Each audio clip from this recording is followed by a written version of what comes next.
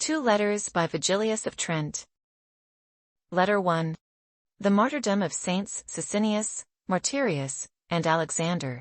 To the Holy and Venerable Father, above all good things, Simplicianus, Vigilius, Bishop of the Church of Trent, sends greetings. The mention of the martyrs should commend not the words, but their merits. It would be better to pass over their steadfastness in silence, as their virtue has been proven. Nevertheless, piety compels me to recount the causes, places, and battles of their martyrdom. With trembling sorrow, I couldn't remain silent, for the lamp cannot be hidden under a bushel, nor the voice of holy blood be silenced. After many trials of patience and diligent battles, a recent act of treachery was added. The ministers in the newly founded churches were harassed and attained the titles of martyrdom. Ready for anything, they endured everything willingly, giving no one an occasion. Through their devotion, they deserved glory. To summarize their lives, they were diligent in their care and singular in their purpose. Free from the bond of marriage, they presented their pure souls to God as holy sacrifices. In short, Sisinnius brought the new peace of the Christian name to a barbarian nation, maintaining it for many years. He avoided polluted hospitality, like Lot in Sodom, preserving his religion with great fear. Although among wolves, he sought the fold he first founded in that region, generously with the vows of little faith. If you recall, he deserved to be an elder by age and merit. Martyrius, a reader, supported Sisinnius and was commended by his name. After his military service, he became a catechumen and then a reader. He cast aside his military belt, rejected his carnal family, and understood he had received the grace of true light from God. As a reader, he brought divine praise to a region deaf to it. Always attentive to spiritual works and weary with continuous fasts, he was a teacher anxious to win souls. He spent a short time but earned a great reward, believed to be rightly given as a crown. Why should I recount the souls he liberated, bringing them to the bosom of Abraham, from the cruel death condemned by superstitious days? He, withdrawn from maternal care, sought fitting affection for his mother, intending to declare the resurrection. Alexander, the brother of Martyrius by blood, completed the sacrifice of the Trinity as the third, opening the gate of confession. For the sake of God, he left his homeland and parents. He was a faithful companion in trials, magnanimous in faith, and inclined to compassion. They were not to be preferred to each other, except perhaps as was appropriate. The disdain is alleviated if you willingly admit this to your ears. The smoky gentility against the heat of faith, inflamed with the zeal of the devil's fury. The slow kindling serpent, devoted to the poverty of faith, set up the tabernacle of the church. It was just that he forbade offerings to the devil from a Christian home, and prohibited the banner of deadly sacrifice to be carried before the banner of the Passion. A band, invited under one reward, flocked to blood. In the morning hours, finding him exhausted from the previous day's wounds, they buried him in deserved rest. The reader, never idle, served in the pre-dawn ministry, and the deacon assisted in the sacrifice. Martyrdom wounds were remembered. The work they were caught doing, they completed. The reader withdrew to the garden, was captured, and planted the tree of his life from the root. The doorkeeper was also involved in the suffering, caught in a lodging. Although he did not offer his soul, he did not deny it either. All of them gathered together, were dragged for a while and breathed their last for God. 2 bodies were carried away lifeless. The third, whose life was more tenacious, felt a harsher punishment, seeing his own funeral while still alive. A pyre was prepared from the sacred beams of the church, and this flame covered the martyrs. With respectful devotion, we think a basilica should be built at the place where they earned their glorious testimony of faith.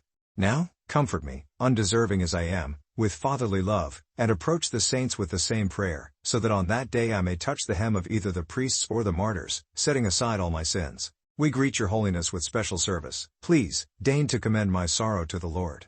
Written by another hand, I could not deny what was in us. It might be made more glorious by the merit of the recipient, not by the grace of the giver. The day of the saint's suffering was on the 29th of May, on a Friday, at dawn. Letter 2.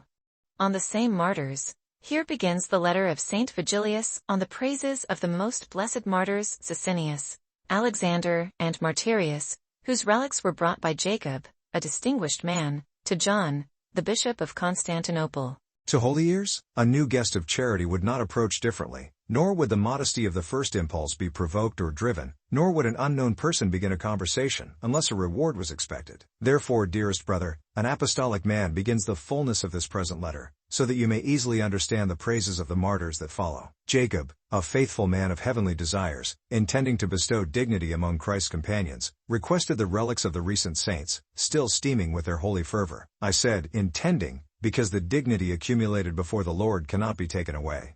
Though I was quite fearful and not a little prudent about the matter, struggling within myself, I almost denied it out of fear, knowing it was always necessary to give what had been entrusted to me. I confess, I greatly feared the private loss of many things due to private fear, unless I considered Jacob, who would deliver them to St. John with certain reverent offerings, so that the delegated love through the sacred names of the martyrs would be carried and again united by blood, not as strangers, but as kin. Happily accepting this opinion of faith among others, which, even in my grief made me smile, I delayed but did not refuse. I delayed so that my slowness might openly be revealed, for I had not deserved to follow my companions. I confess I hoped, but the crown of justice is not in desire alone. Now if a proper order will not be burdensome to eager ears, I will begin with a location and journey. I will follow the main traces of events without boredom, so that the flood of merits may more easily flow if you reach the source with capacious love. The place known as Anagnia, separated by 25 stadia from the city, is enclosed by narrow passages both due to treachery and nature, almost accessible by a single route. You might call it the path of the three martyrs. Lying with a soft back, surrounded on all sides by valleys, with castles placed in a crown all around, and neighboring treachery conspiring among themselves, presenting a spectacle of nature. The place lacked a cause, but Christ was a sufficient cause to turn the devil's show into a martyrdom's parade.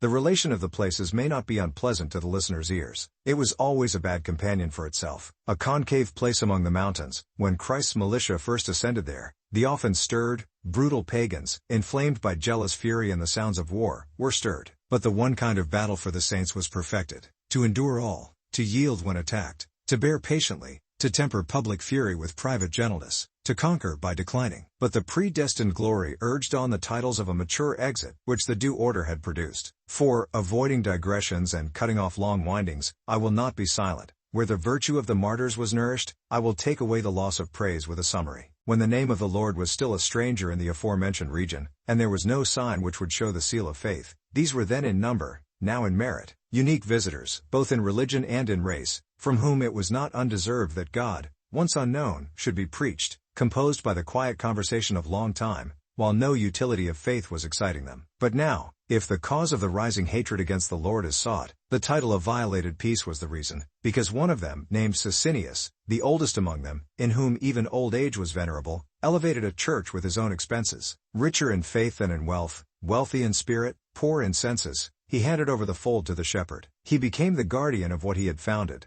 but the fold was contrary to wolves. The ruin of the devil envied the elevated summit. This was the first fate of martyrdom, that the sheep, while pursuing the lamb, would kill. Added as a sacrifice, it was a juster cause to God. Because when they wanted to lead the evil ritual around the boundaries of the fields, trampling and defiling the growing crops, they also intended to trample on the seedlings of Christ, crowned with mournful decorations, singing the devil's howling song, and with the processions of different livestock bearing flags raised to the temple of the Lord. Recently they forced someone who had converted from their own people to sacrifice victims to the works of darkness. When the Lord's ministers saw this happening without their consent, they barely managed to avoid being associated with the confused actions as they seemed to be participating. That day, the bodies of the saints were pledged to a deadly massacre, though the palm of victory was yet to be postponed.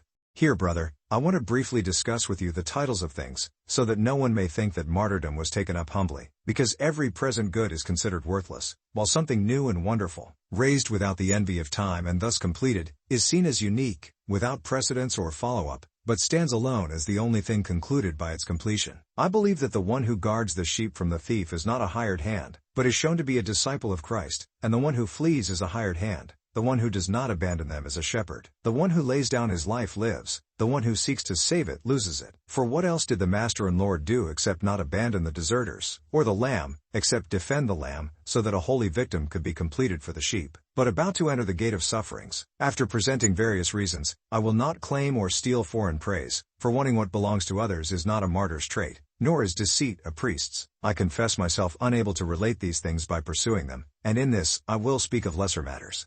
After the banner of the devil's rites, which, as we mentioned, was an indication of the glory soon to come, one night passed before he ascended to the crown. For at dawn, when the shadow of the sky suddenly receded, an unexpected but conspired hand was gathered, armed with pre-burnt stakes and axes, and what the devil's anger had made as a weapon. And there, some deacons found in the church, singing the morning hymn, suffered a vast devastation, a savage plundering. Everything sacred and divine mysteries were profaned. Ultimately, religion became a spoil. Let no one think this was a common struggle, as either insensible idols were torn down by sensible people, or masses of stones were moved with their millers, so you would be uncertain about the worshipper and the object of worship, whom you would judge harsher. Christ, the rock, was harassed in all these things. The cornerstone was rejected by the nations, to be approved again. He would build with his blood a rising ruin. In these events, faith had its spectacle. The body of Deacon Sisinnius was held on a bed, pierced and wounded by previous injuries. When he was either ordered to recall a sheep for sacrifice or to become a victim himself, unless he consented to the deadly sacrifices, struck by the trumpet that sounded the devil's song, not without reason, as he had first introduced the sound of faith, he was cut down by axes, defending the axe from the barren tree of paganism. And not to prolong this further, confirmed, he was found in the quiet of the bed, as we said, confessing, I believe, so that by private mystery he might reach the cross sooner, freeing the paralyzed people. Through wood, the lector Martyrius was also bound with ropes, the confessor similarly, and the asserter of his name, who first sang a new song, and now alone in a foreign land, among the loud and horrid pastoral shouts, already then giving praises to God with sweet eloquence, as I mentioned earlier, and he had provided healing or remedies to Deacon Sisinnius, to heal pains, even though he was to receive wounds, recalling the fleeing soul with excellent draughts, not to the body, but to suffering. But the saint, now destined for the journey of martyrdom to Christ, refused water to drink, because the wine of suffering had come, which he had mixed with the cup of true life flowing.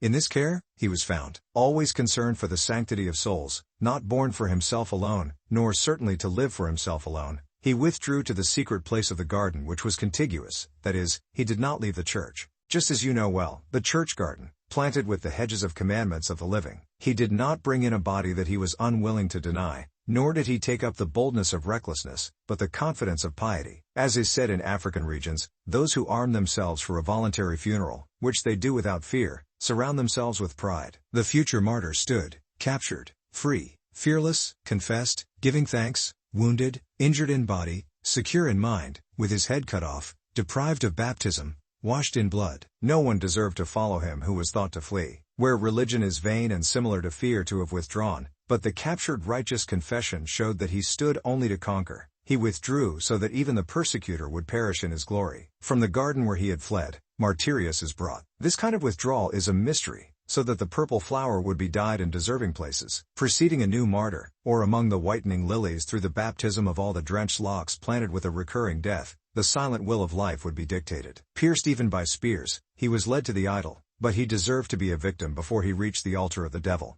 The third crown, to honor Alexander of the Lord, is also completed. He found a familiar way, who was watching at the doors of Christ. With him as the keeper, the veil of the temple tore open the hidden hearts of the Gentiles, sought diligently by the multitude, because he was well known for his zeal of faith, captured, but not made captive. Fear, he did not fear. The disciple of Christ was often mocked, and in this, the greater labor in the martyrial torments made the punishment more lively, and thus to compensate for dignity with the excess of passion, he deserved by lot that nothing in the three was inferior. For in the others, fury did not delay the torments, a slow punishment preserved him in the Lord. He felt that he knew what he endured, as a spectator of his own body, and although the inflicted wounds delayed the aforementioned deacon from becoming a martyr, the torments exhibited him as a keeper, bound and tied bodies, and dragged through the public like dogs, but not to return to vomit. Alexander was led alive among them with bound feet, to leave part of his trembling limbs on the rocks, until he was led to the end of life, I say. After this they went to the religious heights, that is, the high temples of God, after the bodies, laid on the ground,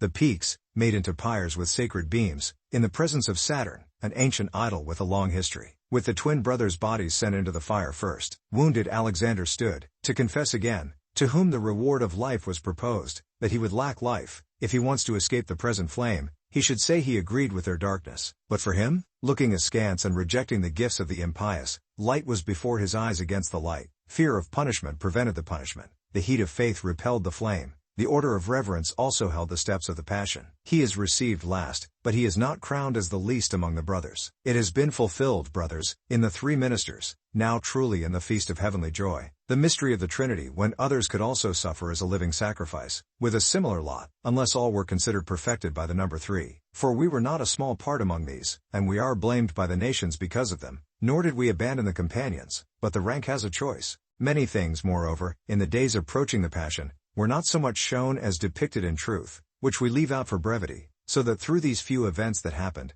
we may more fully teach the mysteries. If, however, you kindly read over what has been said with patience, from the very cradle of the region indeed, Sisinnius was a Cappadocian by race or a Greek, once among you of the first blood, swift in faith, magnanimous in spirit, prodigal of labor, persevering in all things, not late in concluding his race with a palm. coming in the 7th lot of promise, always joined by the bond of charity, agreeing in peace, holding the reins of divine discipline, the tamer of such a great people, a witness of Christ, finally of the future flock or of the same blood as is customary. The master of things speaks, holding the leadership of the way, recognized as a bold trampler of danger and an author, so that the troops may safely follow behind. Thus in our morning faith guide, there was the primacy of blood and leadership, who, after showing the way, led to life, or brought to glory, the deceiver of salvation, the knower of truth, as the prophet testifies, and my guide in the morning. And to add more to the mysteries and not to lack the sign for his guide, when the saints dragged the lifeless body of Sisinnius as if it were an animal, they tied a hollow bell around its neck, which the people call a bell, mocking the body, chiding death, and reproaching Christ for not avenging him, and mocking the disciple of the Lord, they fulfilled the sacred mystery. What did that ringing or the useful sound for following animals, also suitable for decoration, hanging from the neck mean? Except that the voice belched the name of Christ, hoarsely shouting to the deaf, and the leader, like the flock, thus the nation, approved in all things. For he was the first to shout the word of the religious voice, the first to echo in the hollow valleys, still close to brute animals, or certainly to the untouched flock, a new bell-ringer heard, the ruminator of the flowery law among the nations. Following the proposed order, he also fulfilled the name of martyrdom, the prophecy he held. He explained the parable of the name, a true revealer in all things. He smiled that he was called by name, and added to the merits. He established the natal name, as from the origin, so he would come by passion. Why should I dissolve the secret of the garden known for punishment? Because he first went there, to which the martyr entered again, the gate of paradise, contemplating pure pleasure and the venerable delights of his truth. A living flower, still clinging badly to the thorn of the world, about to be planted in green places, shown by a virgin, whose garden it was. Why do you turn me back to the made mysteries? That virgin revealed, who always wished to hold her own. She wished to let go whom she received. She chose the cultivator whom she approved. Now known by the affection of love, she also held God invited, saying in the Song of Songs by Solomon, "My brother has come down to his garden." Song of Solomon 5:1. He came down, and certainly came down, for he did not want to leave whom richly loved even at the time of passion, to express the matter known to our times. In the garden, Judas Iscariot captured the Lord with the Jews. No one should complain about such a disciple's seclusion. Thus the Master and Lord is found. He was thought to be a gardener, a waterer of the living, a planter of souls.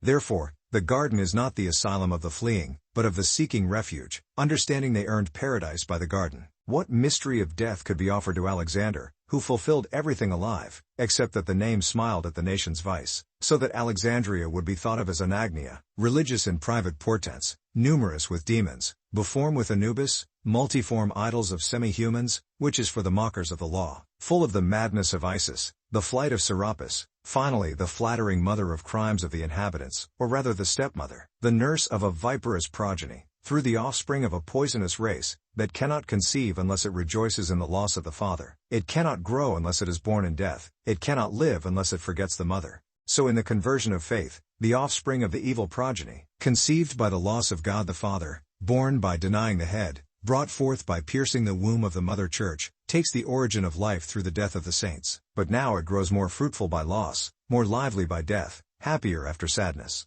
For it is plain and fully understood, as revealed by the Scriptures, Romans 11:32, that all are concluded in one sin, so that all might receive mercy. These are the hundredfold returns of passion, by which that nation has already absolved its guilt. Captivity made them free, indulgence released the bound. Heaven then agreed to darkness, light shuddered in passion, the blindness of the mind's betrayal. I believe, confused.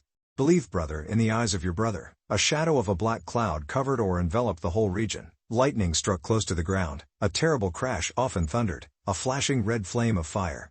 It shone. You would say the sky was aware of the blood. No longer is it possible to hide the clear truth under the fog after the shadow of a foreign night, so to speak. The day also revealed the horror of the passion, not just dim, but deprived. For the light of Friday had come forth, always friendly to martyrs after God, reverently holding a part of the Lord's body. Through the holy students, it served the servants of God, although envy competing with the fate of religion was to come. Thus the Lord asserts himself in his works. Thus, he presents himself as a companion in everything, so that he is joined in equality and time. I confess, I was a witness among these mysteries, and a guard at the ashes of the saints. Although I was not worthy to be a participant, I felt what I could not reach. I saw, and even today I can barely believe myself. The deeds surpass the reverence related by words. Hence it will be God's task, brother, to assert what he has chosen, and to give testimony to the witness.